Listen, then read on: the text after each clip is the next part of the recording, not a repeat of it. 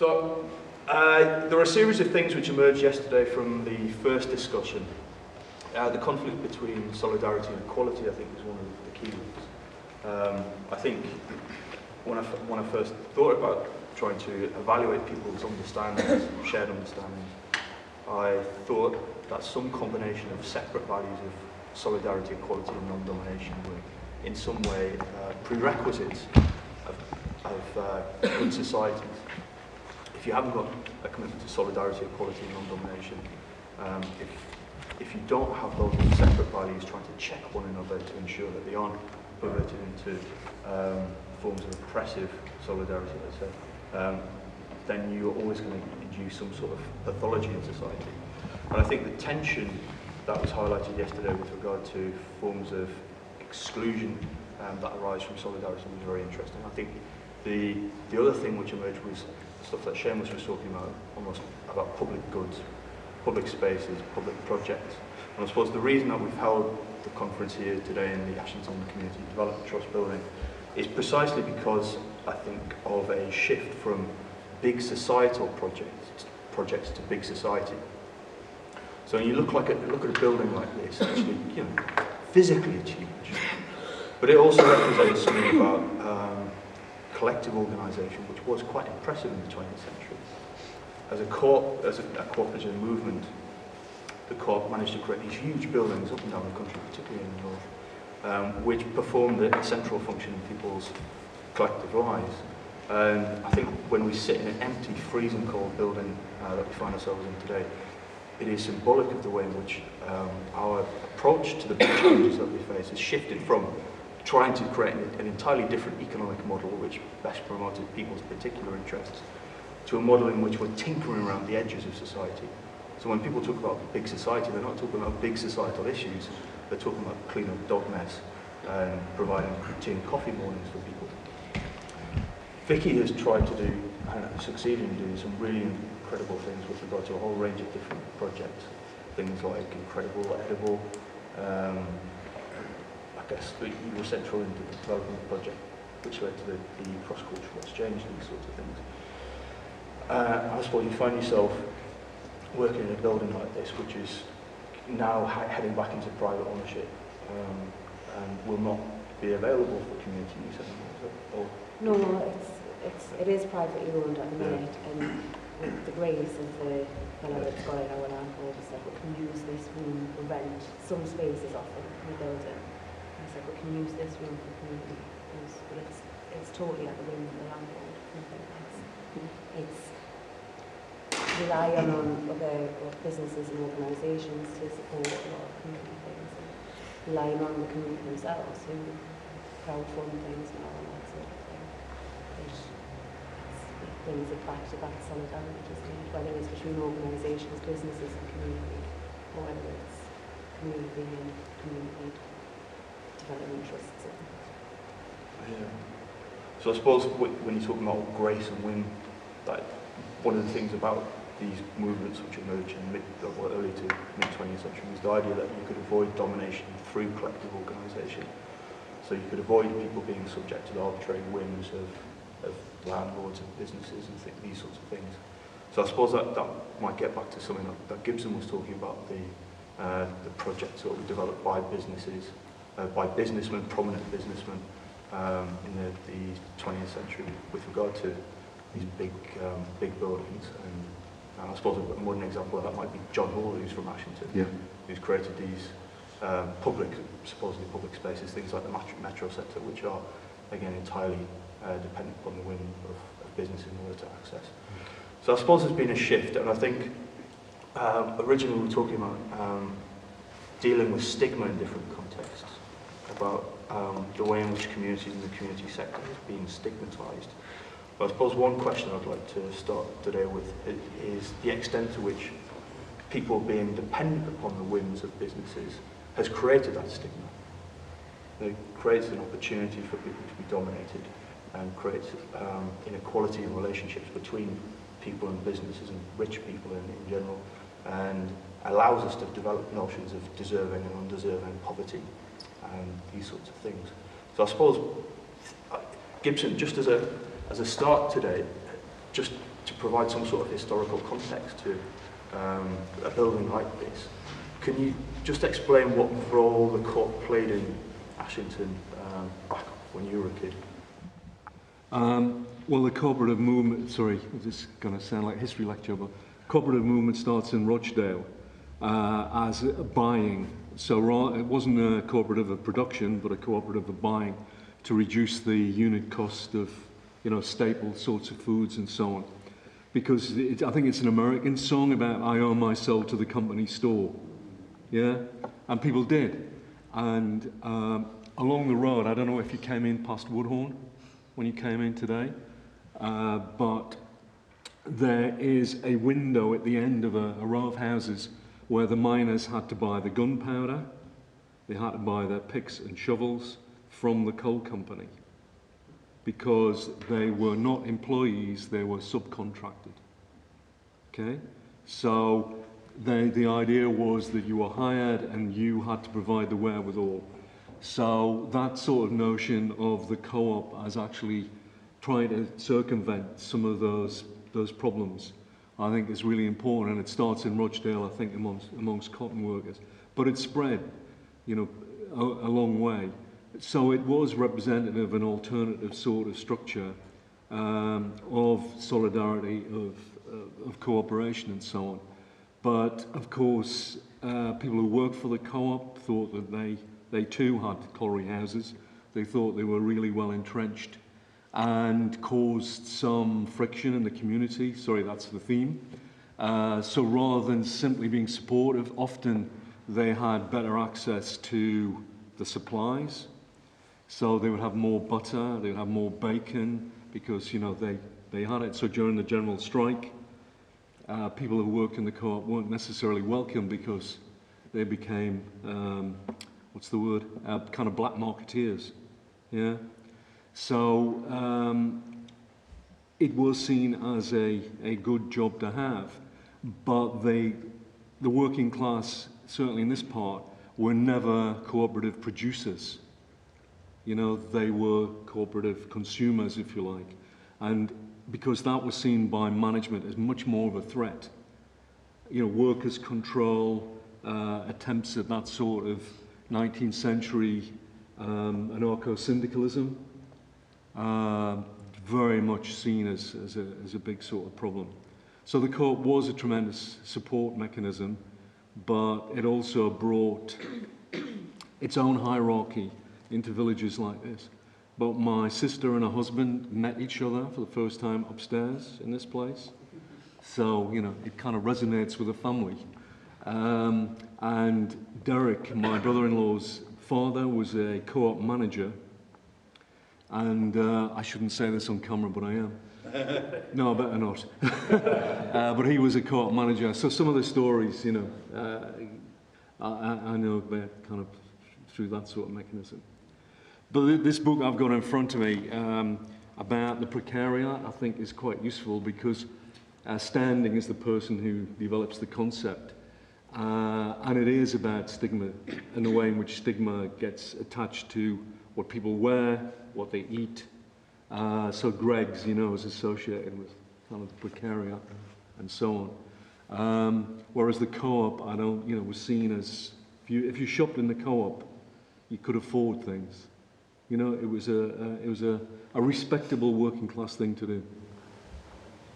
And I suppose Tony is someone who, throughout the project, you were talking about an experience of stigma as someone who didn't necessarily conform to expectations of life in Ashington. So what was the basis of the stigma for you when you were growing up as a young man, and how did that fit into? Where did that come from in Ashington?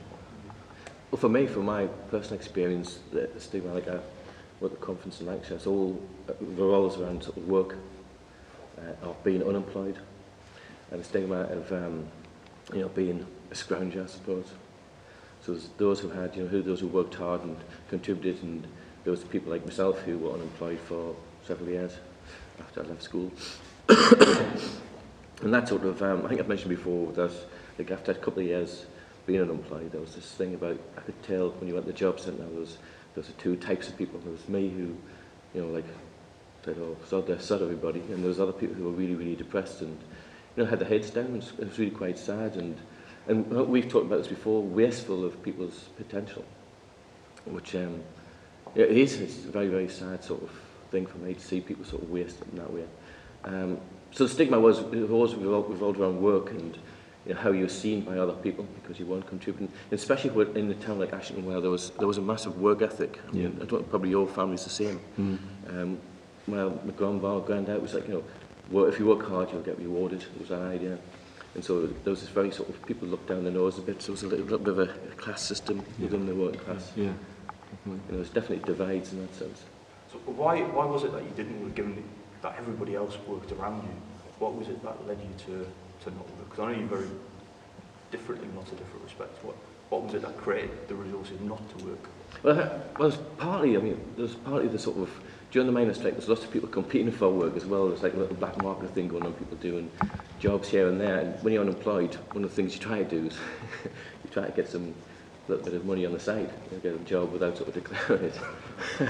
But obviously during the miners' strike, that was quite difficult because there's a lot of miners.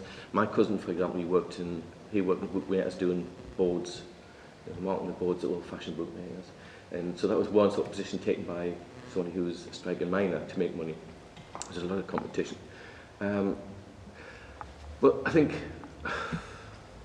it's hard to, I think there's definitely that sort of, there's the work ethic more to me, I think, definitely sort of work ethic and not contributing.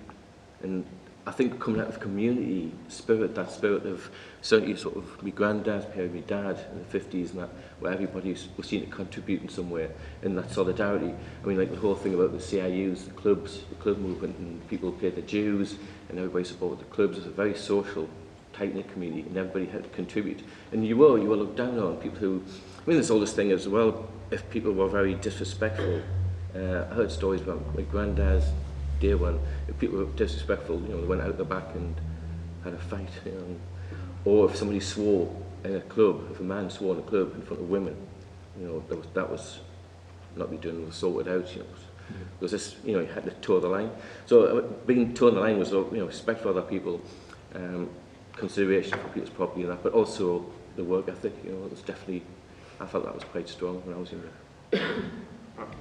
I suppose Siobhán and Dennis, when I think you two were talking about stigma in Cork, particularly with regard to the tribal community, but also with other people.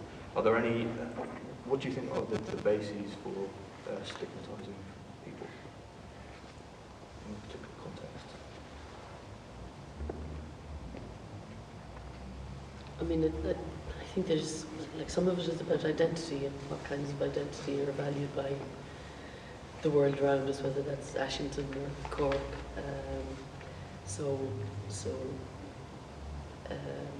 So people find that, you know, the tribal community lives alongside the settled community very often, but doesn't interact very much.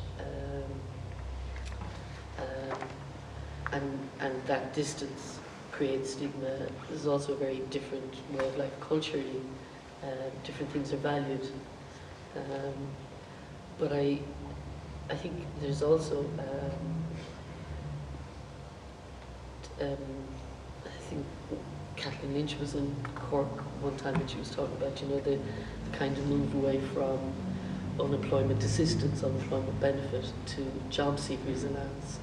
And the thing that, you know, that change in terminology does is unemployment assistance or benefit kind of talks about the common good and supporting somebody who isn't able to find work. Job seekers allowance almost sort of says to you, unless you're actively seeking work, you have no entitlement to this. So it's a really different way of looking at it. It's not about a whole of society acknowledging that not everybody, you know, gets to do what they want, be what they want. And it's a kind of a change from the kinds of, you know, maybe a kind of a living income to that you know, you have to continually earn that or prove that you're valuable, prove that you fit in, and so that it's not just like the the government department that funded the community development programme that I've worked in for a long time was called the Department of Social Welfare, and that sense of a welfare state that cared about its citizens.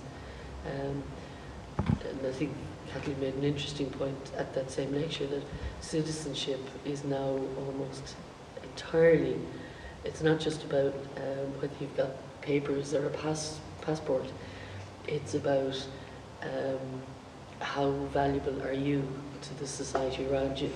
So your entitlements as a citizen are very much based on measuring what is your kind of contribution. And I say for the traveller community, where, you know, maybe lots of the kind of traditional skills and work is no longer available.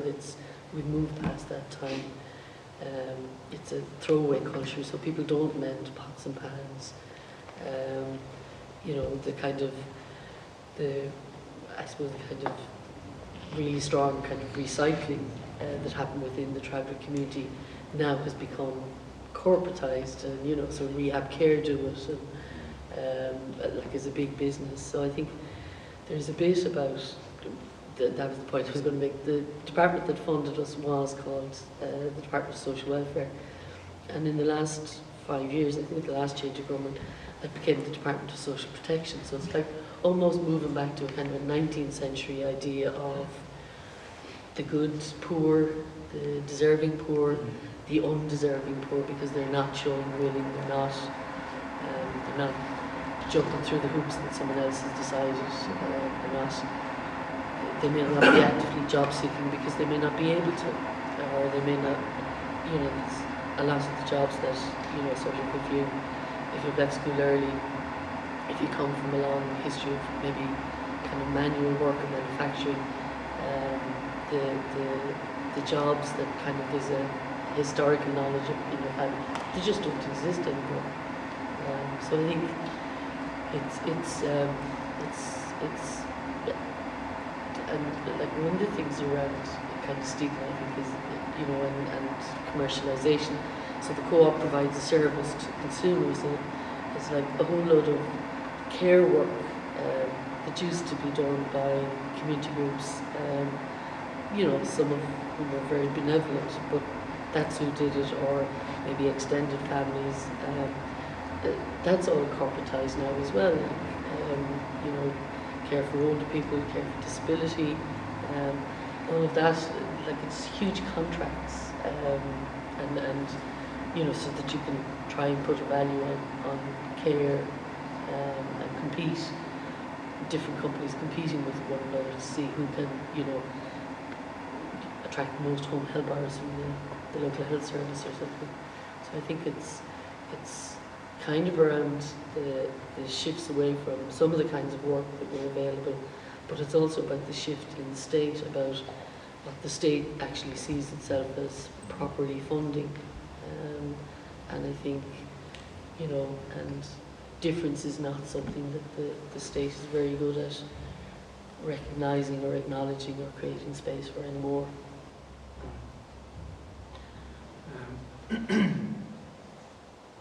Just picking up on some of the points Siobhán is making, there was a middle stage where that department was called the Department of Social, Community and Family Affairs. So the social welfare went to social, community and family affairs, and then it became social protection. So that's a massive kind of change in the sense of it. What strikes me about the question, and what Gibson was saying earlier, can be applied to the traveller community in Ireland, particularly in Cork, because there were two models that developed through the 90s into the 2000s. And one is, it comes from the charity model, where, you know, middle class, largely middle class, very well-meaning. So the Society of St. Vincent de Paul, you know, religious, there's a lot of religious leadership in those type of approaches. And it worked very hard for the traveller community, but they worked for them. And then there was an alternative approach, which you'd be more familiar with, because the TVG, the Traveller Disability Group, worked with travellers and supported travellers to work for themselves. So it connects completely with the response of the cooperative movement to stand up on its own feet and take its own independence in hand and make decisions for itself. So the type of guys you describe, Tony, in the local Dole office with their heads down, that's not an easy thing to go from feeling that way about yourself and your place in the world to standing up for yourself and taking on business, you know, taking on the power of business to buy your own tools and so on. So for a while in Ireland, I think, and in Cork, I suppose, the stigma that was attached to being a traveller, it changed quite a bit. So it's a struggle both Siobhán and I are involved in at the moment, and SESCA is an organisation that is trying to do something similar, to stand up and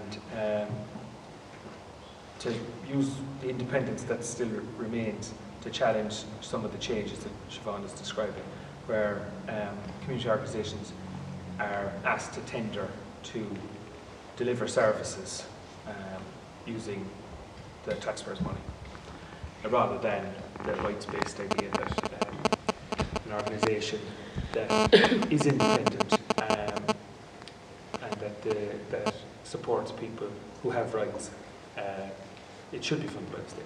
So there's a big kind of change in that. So SESCA is a collective, like a cooperative really, and I suppose just comparing the cooperative movement in Ireland to the cooperative movement that you described, there's a strong tradition of farmers' cooperatives in Ireland that acted very solidly around production and price as well. But go back to stigma, the stigma that's attached to being, say, in Cork, a traveller in receipt of charity from the St. Vincent de Paul and from religious orders. That is a completely different picture when the TVG organisation is run by travellers. Travellers make decisions, and it supports travellers to support themselves. And which of those two models is likely to achieve better outcomes for the individuals? So that's, I suppose, my own thoughts on some of those questions. Did you want to say anything on the traveller dimension? Just like some of the things, it's like about citizenship almost being defined by how much you can contribute, how much you can earn, whether you're valued. But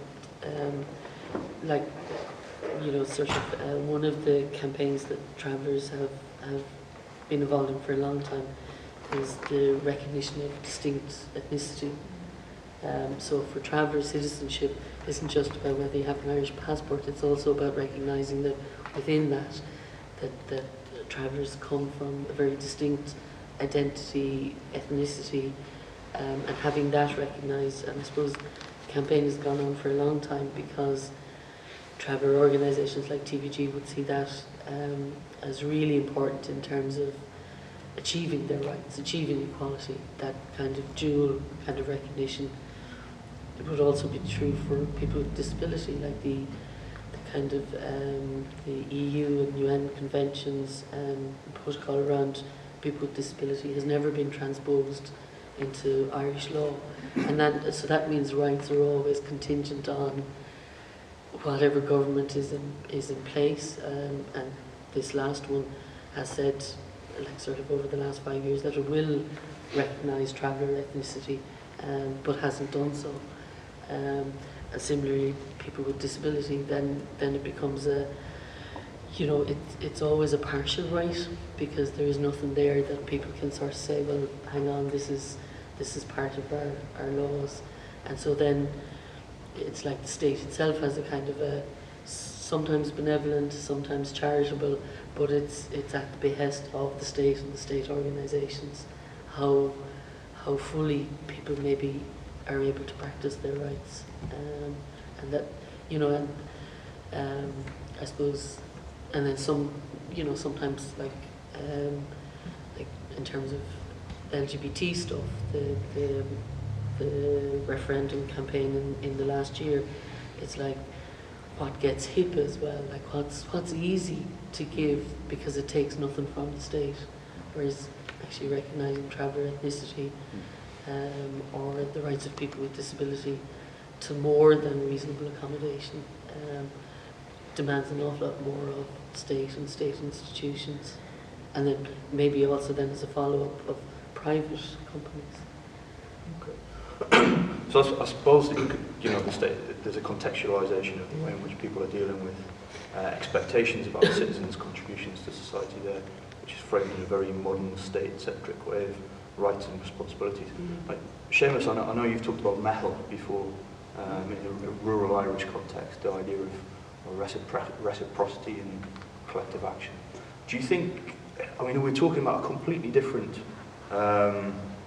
set of expectations about people's contributions to society, with, in traditional Irish society, which bound in that by commitment to mehel.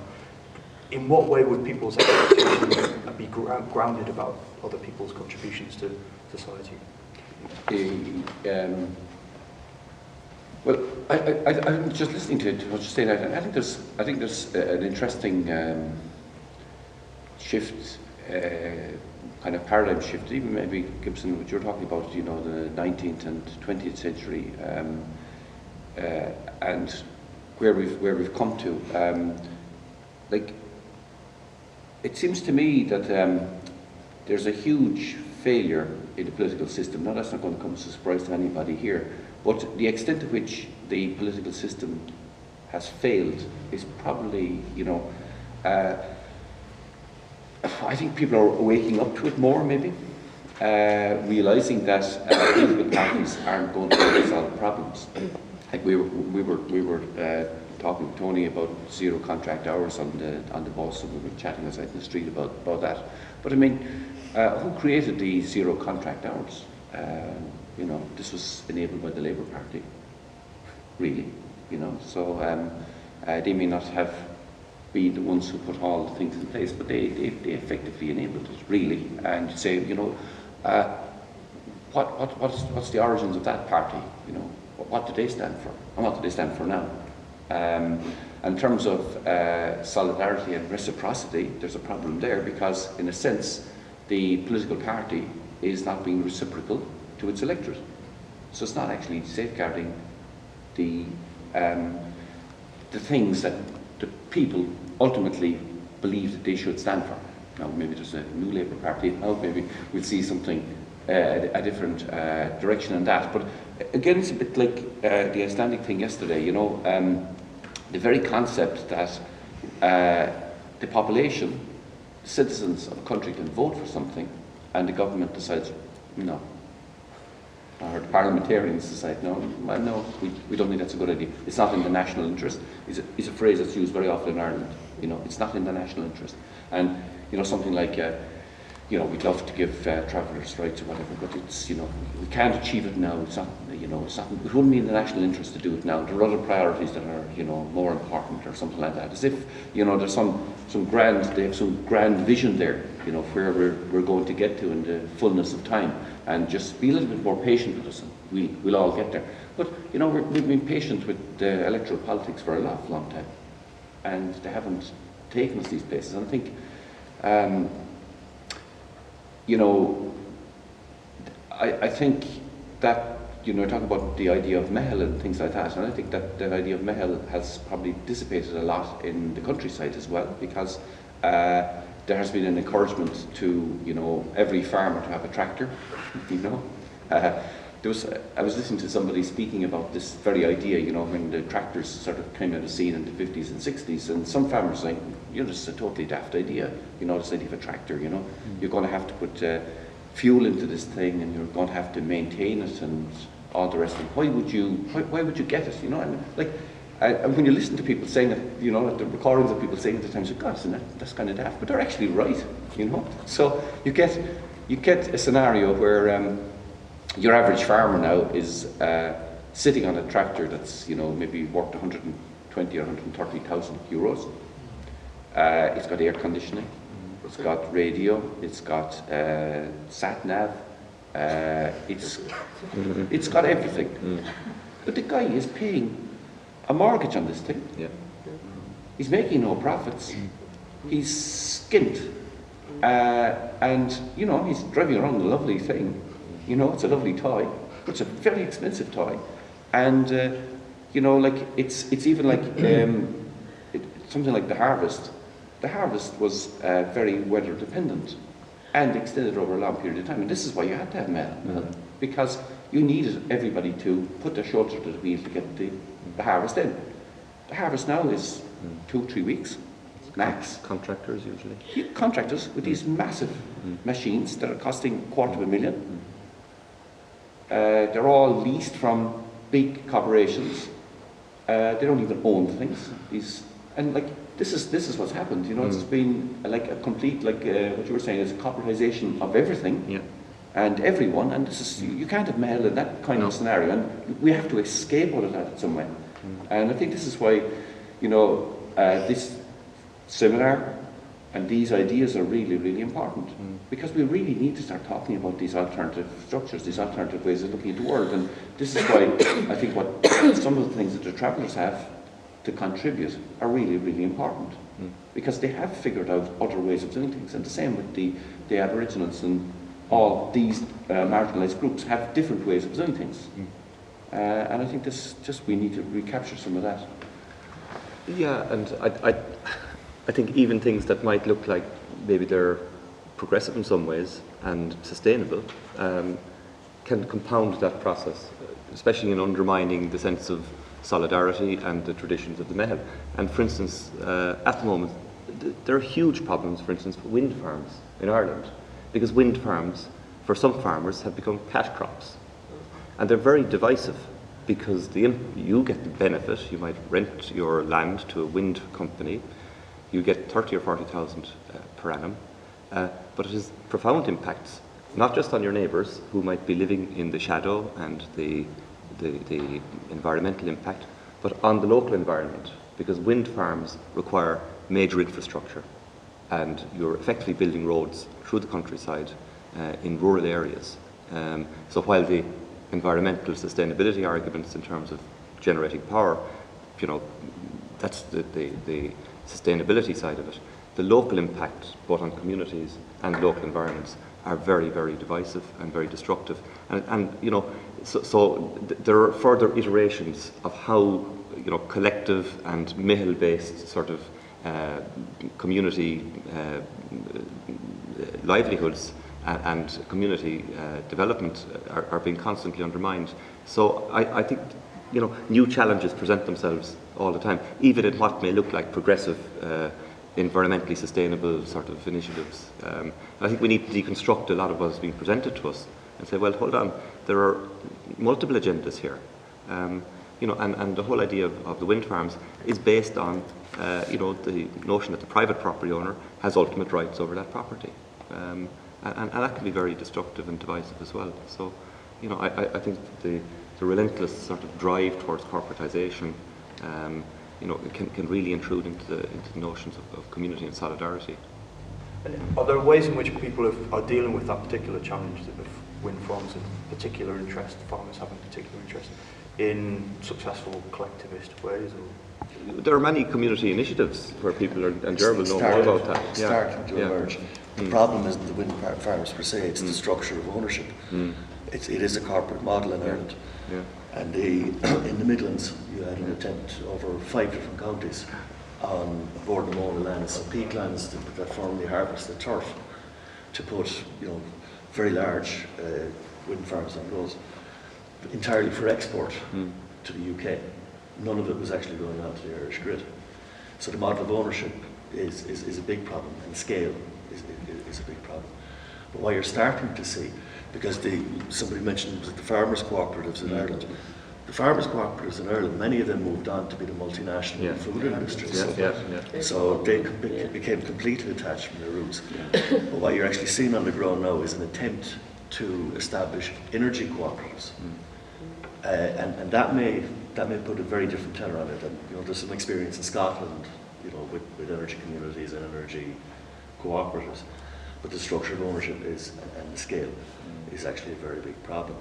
But listening to it, a very interesting part of it, you know, in terms of the stigmatisation, up to the collapse in Ireland 2008, 2009, we didn't talk about Irish society. Our politicians talked about Ireland Incorporated. Now, in 2009, they stopped very, very quickly. It became a society again for a few years, but that's entered into the language again. Ireland Incorporated is now beginning to recover.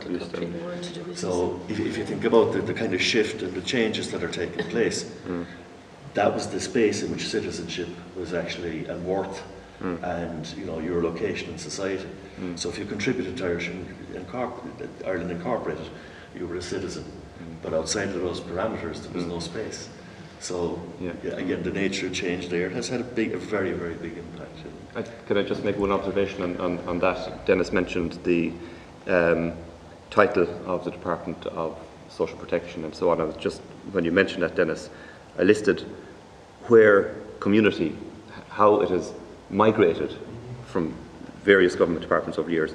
It started out Department of Community and Gaeltacht Affairs, then it moved to Department of Social, Community and Family Affairs, then it moved to Department of Art, Heritage and Community, and now it's in the Department of Environment, Community and Local Government. So you can see the state doesn't know what to do with community. It doesn't want a community. So it keeps on shunting it from government department to government department. And I think it's based in, it's great that, for people in Donegal, but I think the Department of Community is now decentralised. And it's in a very remote, very beautiful county in Donegal, but very difficult to access it. So I think even that sort of illustrates the state's attitude to the whole notion of community. Yeah, but I think there's a deeper malaise. It's the state that we have created in a sense. And I mean, it's not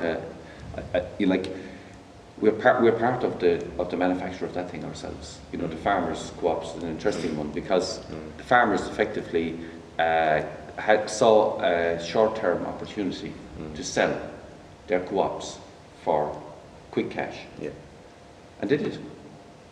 So they sold their co-ops. So the co-ops, as you became multinational corporations. So some of these are the biggest multinational food producers in the world now, and the farmers are complaining they're not getting a price for their milk. They're saying, "Oh, we can't get a decent price for our milk." Hang on a second. You owned it. You own your co-op, and you sold it, and now you're complaining that the corporation isn't going to pay you. You need, but they haven't deconstructed that. I haven't heard the farmers saying that. Oh God, we made an awful mistake there. We went for the short-term gain, and in Ireland certainly that's a huge problem at all levels. It's the quick buck. Let's cash in on something quickly here. Let's solve the problem. We were talking about infrastructure yesterday, and Cathal, you were talking about the sheer lack of investment in infrastructure in Ireland is shocking. It's really shocking. But one of the infrastructure we didn't mention yesterday was houses. And we were talking about it afterwards, Cathal and for others. But again, this is chronic. They don't build houses. We don't build houses, or we try to corporatise that as well. I think like we're really in a serious crisis, and we're facing into one of periods of greatest uncertainty imaginable. Climate change and the whole migration within the world and all of those kinds of things, and depletion of fossil fuels and the huge global scale problems we're facing into. We're not going to solve these through corporations aren't going to solve these problems for us, or making a very small elite in the world extremely wealthy. So I think we're really in a serious place, and we really need to ask serious questions about where we are now as opposed to where we want to be. And I know it's an old-fashioned idea, but the idea of the good life is a really important question. What is a good life? And Tony, you were talking about that. So you were talking about people inside in the Dole office or whatever it's called, job centre or whatever names they want to call it. And you say, look, they don't have a decent life. They don't have decent prospects. Is that acceptable? Are we happy with that? That there can be a whole lot of people marginalised in our communities? And say, okay, that's grand. 90% of the people are a waste of space, so we don't care about them. We just want to see them. We just don't want to know about them.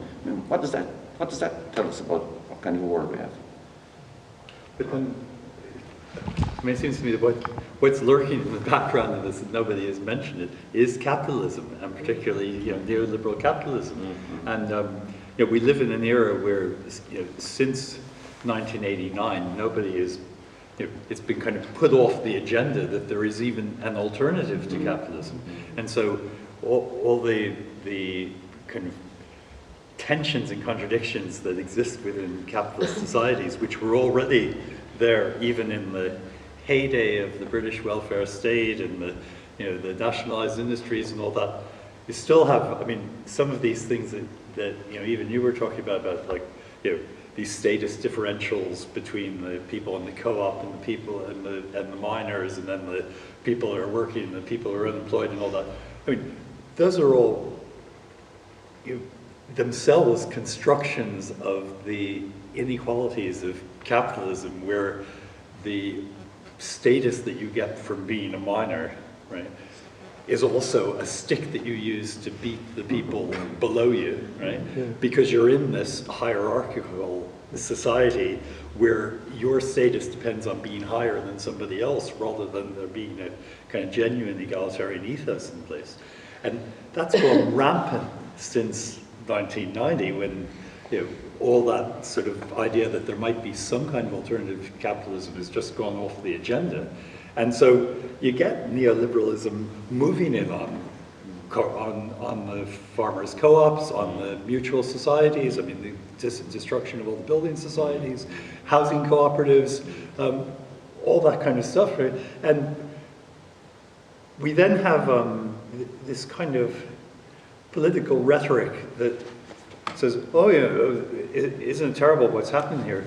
But without the courage or the insight to say, there's something that is really a big systematic feature of the contemporary economy that needs to be radically changed in order to deal with this.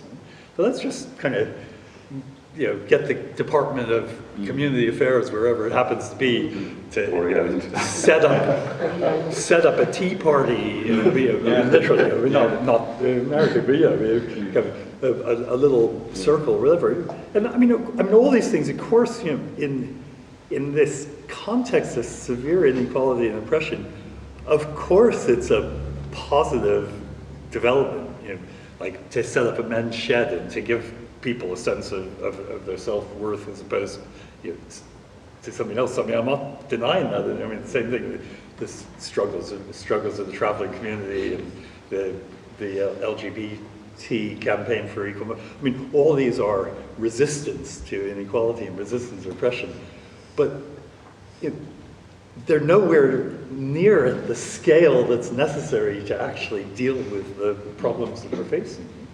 Yeah, absolutely. I think that was one of the consistent themes throughout the experience of the broader project. That it was quite difficult to convey to people the possibility that there might be an alternative. Mm-hmm. So I suppose, in terms of talking about potential alternatives that we could point to, I mean, Gibson, people talking about Mondragon as an alternative model. Are there any organisational models that we might draw upon as alternatives? Well, I think the first thing is, I thought your analysis spot on. The question is, what is the nature of capitalism, and has it changed? Sure. So, if it's corporate capitalism, it's somewhat different from the time, the Victorian times when it was as individual entrepreneurs or whatever. So, if it's the corporate one, I think that's important. So, if what we're saying around the table is, there was collective, so this is just very, very simple. If there was collectivism gets broke down and we get individuated, we get turned into individuals. And that makes us easy meat for corporations. Yeah, so this idea about, at one time, we thought we had a right to employment, but now we're told we have a duty to be employable. So that switch to employability is really, really important. And, you get your CV in order, it all has to be, it's you presenting yourself to the market. And, A Hitchhiker's Guide to the Galaxy, there's this famous scene where there's a cow that is offering itself up to the customers. So it's saying, take a bit of my side. So it's like going to that restaurant, Blackfriars yesterday, and there would be this animal there saying, ooh, have some beef Wellington from me, sort of thing. And that's maybe what we're expected to do, You know, I'm a very tasty kind of individual, why not employ me? So there's that. But the alternatives, if you start at the level of, well, imagine a spectrum of how humans have organised over 10,000 years. And we're told that the way we've organised over the last 150 years is the only way in which it's possible. Yeah? Clearly, that's not the case. So there's all kinds of, let's say, quote, young people doing things in the digital realm, you know, organising in different sorts of ways to try and escape some of the forms of surveillance that exist, because corporatisation brings a lot of surveillance with it. Yeah?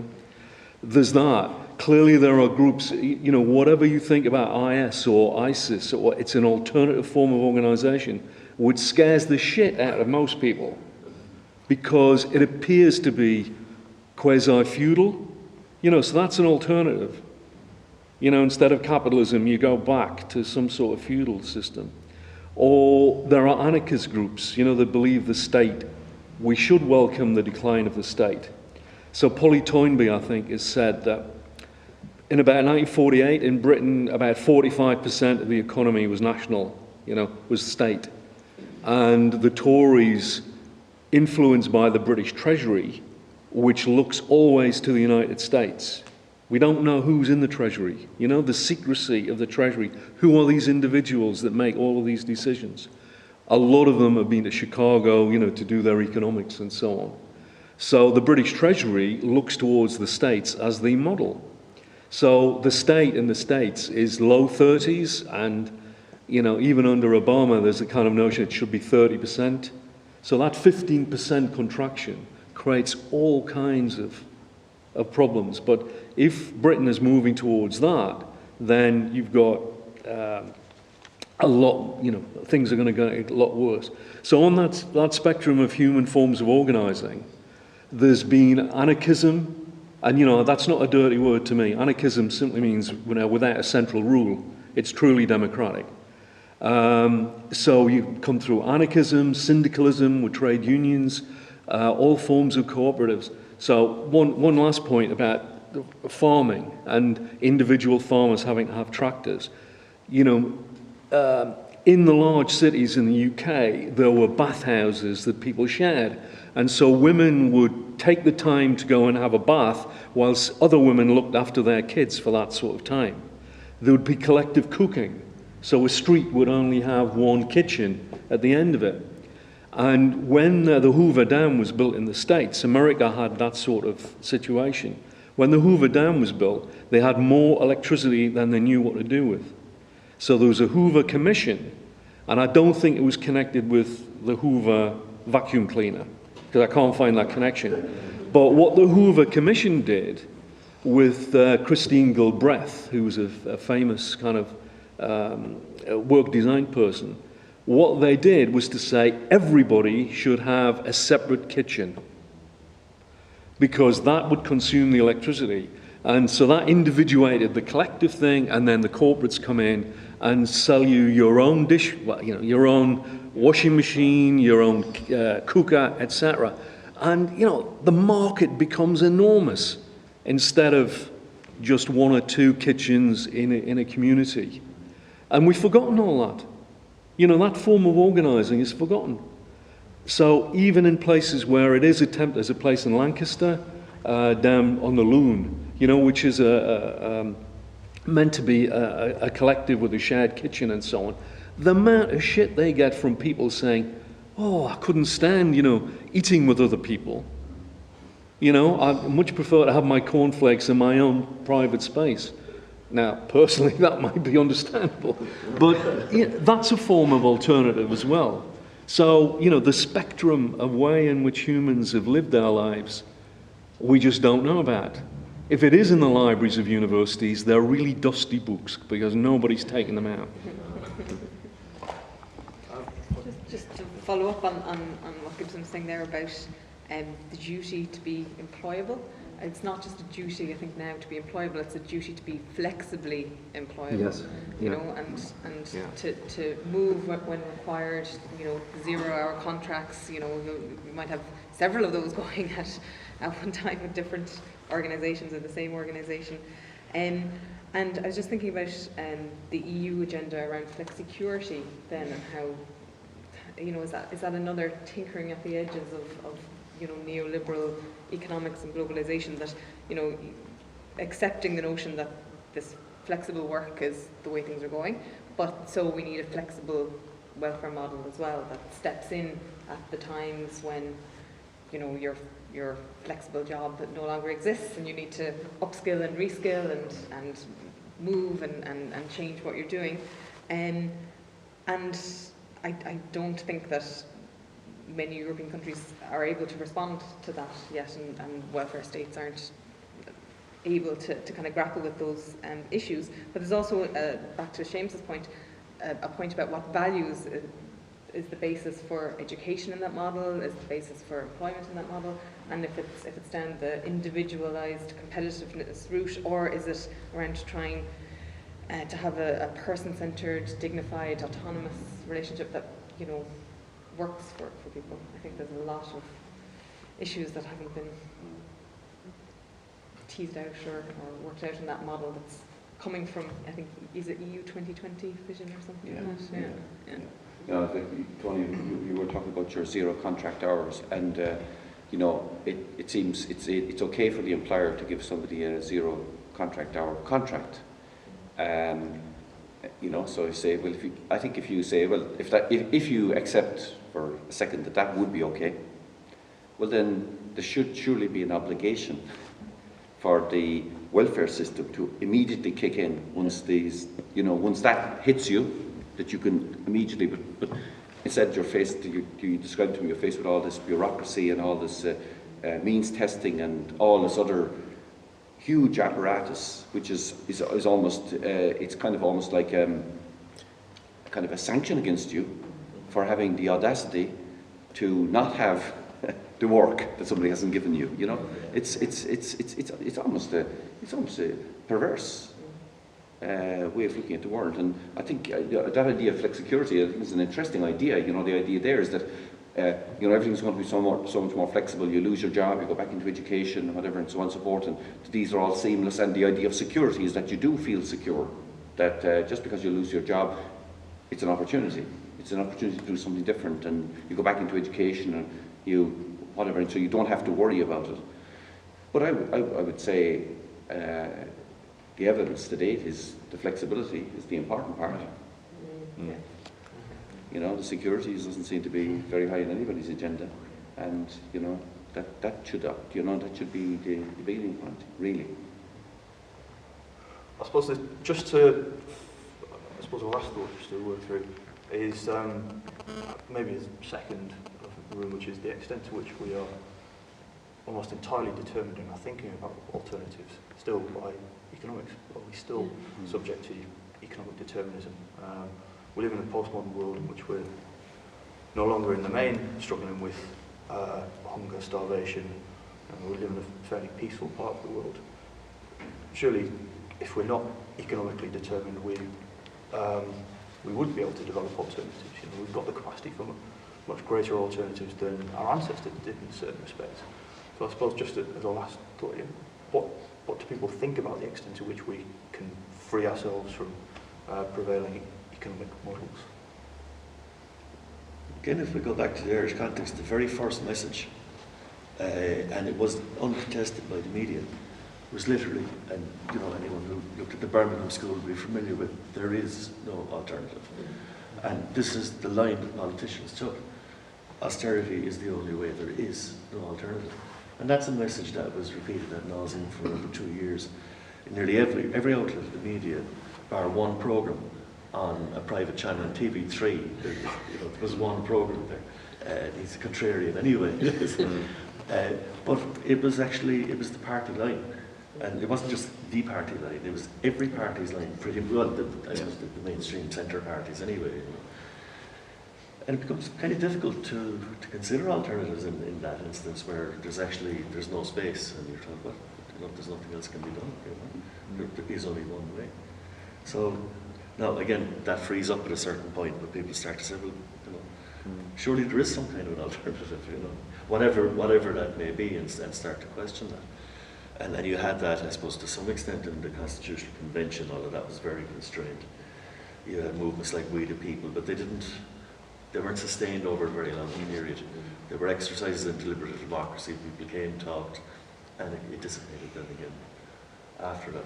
And as you're seeing, well, in certain areas, slight indications of recovery, then maybe we don't need to reform things that radically.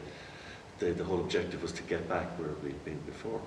When people forget, was those 10, 15 years, they were the aberration in Irish history.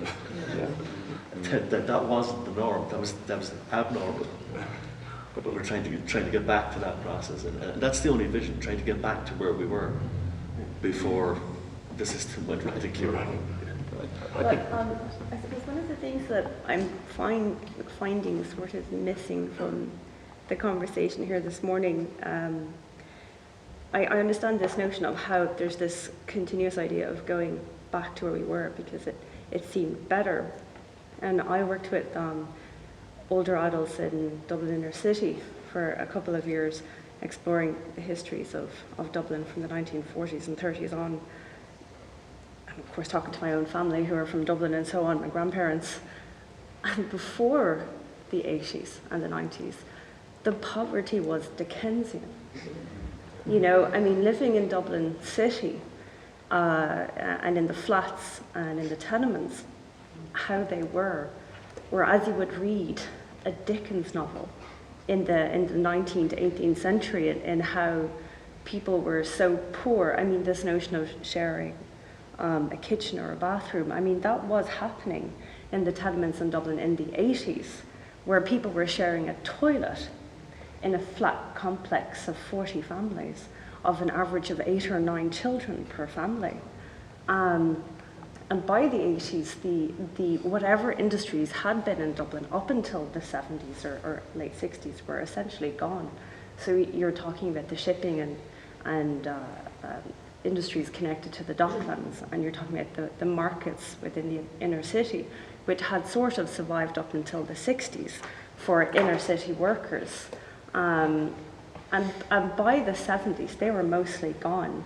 And then we have the government essentially saying, well, we need to push these people out of the city into suburban communities because we've nothing to offer them. And we need to rebuild the city. And we need to rebuild the city for a different kind of economic practice, for something modern. So in a sense, you have this group of people from that period hitting this monetary moment of the late 80s and 90s. And so for them, the idea of going back to something that is better than what that was there before. So when the government, starts to say, we want to get back to this Ireland Inc., yeah, of course, from a certain number, we're saying, yeah, but look what happened, that there was this terrible fallout and we got into massive debt and so on. But for people who had come through the 80s and 70s, there isn't something better, because before that, what they lived in, especially in Dublin, was extreme poverty, especially in the crash in the 80s, where people had a brief moment in the early 80s where they could buy a house, and there was some jobs, and then the oil market crashed, the market crashed, and then we were back again to the 70s and the 60s of mass unemployment. So I kind of feel that there is a reason why Irish people in particular think we want to go back to where it seemed like we had something better than before. So how do we tackle that notion of the history that as a society we had, which was so poor, to where we had money, whatever the cost of having money meant? So I can kind of understand the psyche of Irish people saying, I'd rather go back to that, because there, this notion of collective community, when I do talk about it to older adults in Dublin, they do, people would say, we never had no food. We always had food. In the markets, you always had food, because there were the markets and be leftover food and there was always food. But at the same time, when you talk about the conditions in which they were living and cooking in, you're from the outside, you're going, right, so you always had food, but you'd one bedroom in which 12 people were living in, So there's this sort of notions of sometimes idealizing what community is and what they shared. They shared, and there were shared ideas, and no one ever got hungry, and you'd always put some money and pennies towards kids doing this. but it sat alongside the terrible conditions of poverty, which, these notions of shared collective can be idealized when we look back retrospectively. So there has to be a way in which that we can present an alternative to people that doesn't reflect on what was in the past as an ideal, because people lived in the past. And so for them, they're going, yeah, okay, so that was good, but I lived in a terrible, deleterious way. It was, so I don't idealize the past. So how do we reimagine a future that really doesn't reflect an idealized past? And I think that's really where we have to become creative imaginers of a future that isn't rose tinting a past of solidarity. Well, I mean, absolutely. If you say to people, would you rather live in the noughties or in the 80s? They're going to say, oh, we'd rather live in the noughties, right? And even in Britain, where life in the 1970s was way better here than life in the 1970s in Ireland, right? I mean, nobody on the left is saying, well, the alternative to neoliberalism is to go back to the 70s, right? I mean, we do have to imagine, we do have to work towards something that is a much better alternative than either. I think it's just the notion of how solidarity came about and collectivism came about, and shared responsibility was as a result of living in terrible conditions. So because people had to respond to conditions by finding a way to share the load, share the burden, so there has to be even a different way of thinking about solidarity and collectivism that isn't always connected to the notion that we're constantly responding to terrible conditions, that somehow we connect solidarity and egalitarianism with something far more positive.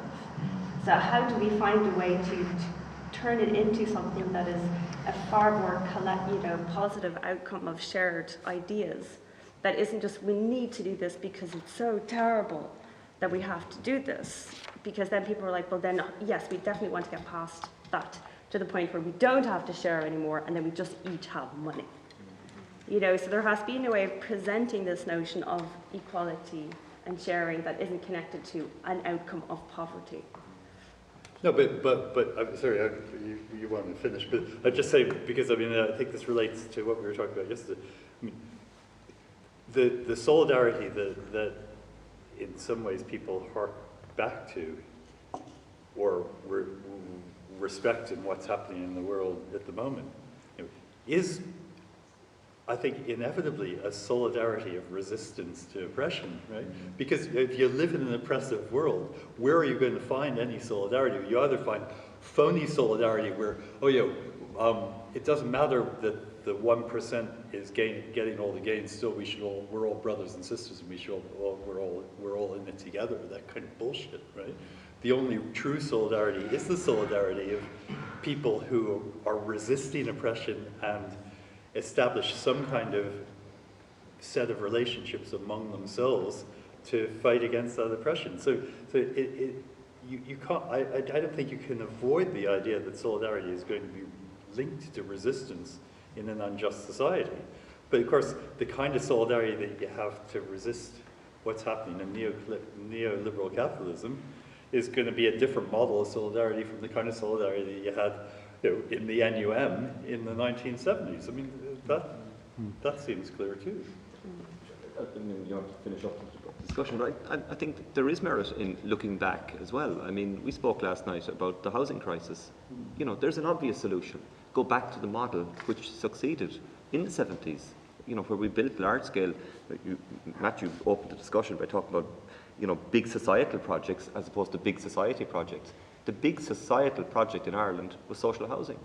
It transformed the lives of hundreds of thousands of people. Okay, but on the other hand, you have these large-scale social housing projects built in the 1950s, 1960s in Dublin, which was essentially shoving people out of, communities, established communities, into essentially the countryside with no facilities, barely any schools, no pubs, no shops, which then had their own terrible outcomes, the biggest being the drugs in the 1970s. Don't deny the failures, but we've looked at, fairness, we've done some longitudinal research, and there were more successes than failures, I'd have to say that. But, I teach first year social policy, and I tell them, read Titmus, read Beveridge. There's nothing wrong with, reading the sort of idealism. And Marx. And Marx. But they say, I never knew that. You actually have a society where you provide people with a health service, you provide people with a safety net. I think we guarantee full employment. The critical thing is that we have to be critical about what we do. We spoke about the solidarity yesterday, and you think about the atrocities committed in Ireland by the religious orders against children, against women, and so on and so forth. And obviously, I don't think anybody in Ireland has any rose-tinted glasses about any of that sort of stuff. In some ways, it is an absolute national, shame, a total disgrace on all of us what happened. So I think I don't think anyone would suggest we would be uncritically sort of looking back at that and saying, oh, wasn't that wonderful, that we would do these kinds of things. And of course, if we were doing grand housing, social housing, we wouldn't do it in exactly identical ways. There are a lot of issues and problems. We wouldn't repeat all the kinds of things in terms of the planning and so on and so forth. Of course, we shouldn't and wouldn't want to do that kind of thing. But I think you're right. I think as you said, Gibson, about the books.